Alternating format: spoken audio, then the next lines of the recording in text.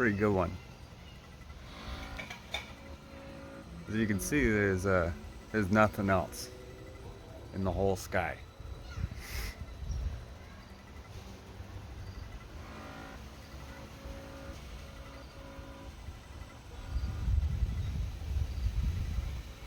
I think I got their attention.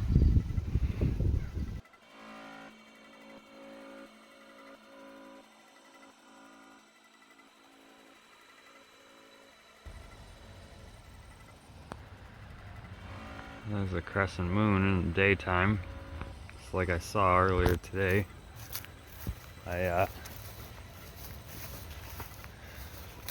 After I baptized myself in 2021, the first thing that was shown / told to me, it's hard to explain how it actually works.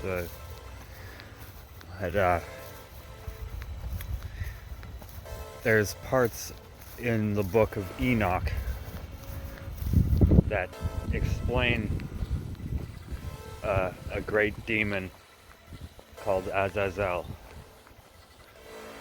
and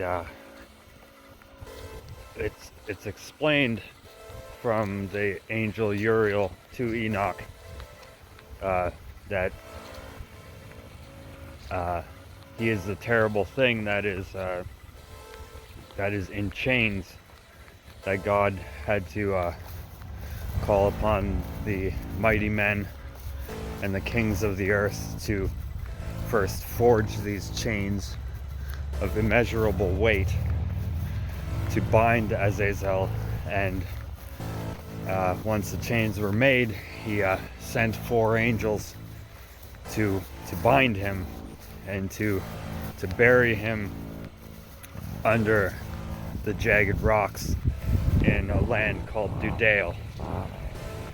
And it's said that there are 7 mountains or summits that are before this empty desert wasteland, and it was shown to me that this exact place is the place we call Antarctica. And he said that he's extremely big. Like, I mean, when he says the chains are made of immeasurable weight to hold him down until the day of judgment, where he's to be dragged out of there and thrown into the pit, it's because he is literally like 80 kilometers tall, and he's a physical being. He's not a spiritual being. He's not in the 5th dimension. He's in the 3rd, in ours. That's why the kings and the mighty men had to create the chains to bind him. The angels carried them, but to actually create them in the 3rd dimension, men had to do this, and God had them do this for him. And he showed me where it is. And I looked on Google Earth, and you can see his face looking up from underneath the ice.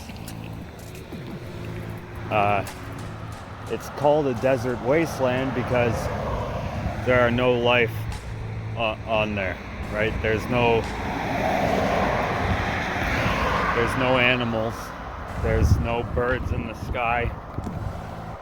It's a desert wasteland. There's literally less than 1 centimeter of snowfall or rainfall every single year, making it actually the driest place on earth. And he's there, and he's as horrifying as you could imagine something like that to be. That's why Uriel called him the terrible thing. And he's there. You can see his face. He's staring up. So satellite photo, even though satellites aren't real, the I guess the photograph of him is visible. And I've measured it, and his face is from chin to top of horn is about 14 kilometers.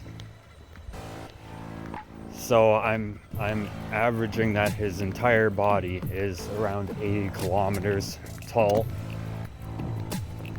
And he looks like, I guess you could say, if you've seen the movie Aliens, he looks like a gigantic xenomorph king. Not a queen, but a king. Like, it's much worse than the movies. And that's the first thing that God showed me. And then later on, it was told to me that the mark is sub-earth. It's not something that is a spiritual thing, it is something that is literally an intravenous mark, like the point of a needle.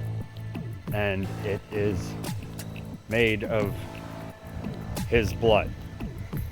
The blood of Azazel is the mark of the beast. And it's like black goo. And